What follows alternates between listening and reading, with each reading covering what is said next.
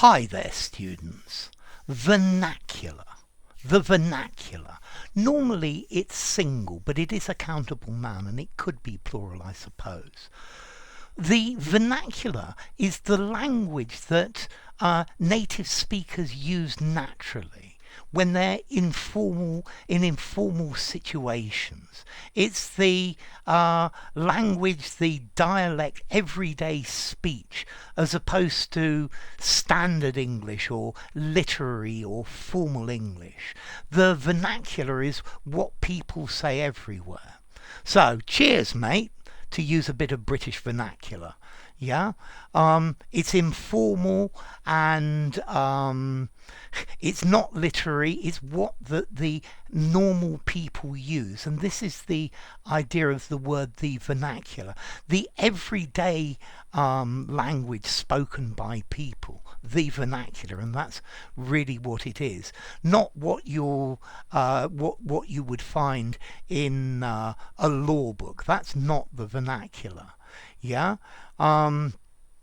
To use the vernacular, this guy's a real pain in the arse. Yeah. Okay. So the language that local people speak. If you go to a small village in the middle of the countryside, you'll probably find there's a local vernacular, and there's certain words that they use that are not common in other places. So the vernacular, the local language. Yeah. Let's see. So vernacular, local parlance, local speech. Let's see. For example, in the past, a long time ago, religious services were carried out in Latin. Yeah, and then these were translated into the vernacular, into language that the ordinary people understood. Okay, and that's the idea of the vernacular. You can use vernacular in various other ways, though. For example, in architecture, the vernacular style is the local style which people build houses in. So, in the south of Spain, vernacular architecture is white walls and a clay-tiled roof. Yeah, these are the normal buildings that people live in, not the monuments and the cathedrals and the things like that. The vernacular style. You can also use this in art and music. Things that are done in a style that the ordinary people do. So maybe a song or a tune that people always sing normally in that area. That's vernacular style.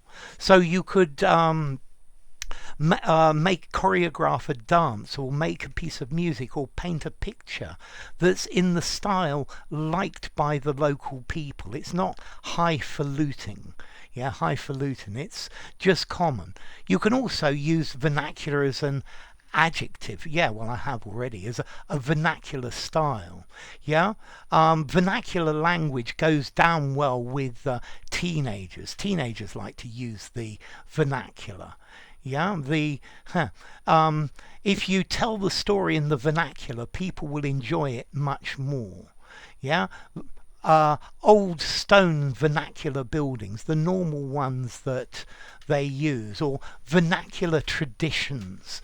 Yeah, that people, these are the things that the ordinary people celebrate. Yeah, okay, so a style that's liked by the ordinary people, language in a form that people normally speak. Yeah, so I think if you look at Shakespeare in the original English, it's very difficult to read because it's written in the vernacular of his time. Maybe some of you might take issue at that. Okay, so colloquial language, what people normally speak, slang. Yeah, so the vernacular. Yeah, vernacular language is particularly a collocation.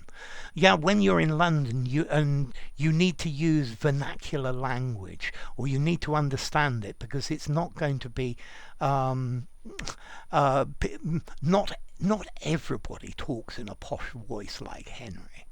Okay, so in the vernacular, or even a vernacular accent, oi mate, what are you doing?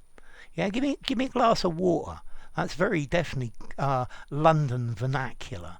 Cockney rhyming slang is vernacular as well. There are many words and phrases used locally, although maybe it's starting to spread to other places. So yeah, the street vernacular is quite different to that in other parts of the country. So formality, the vernacular.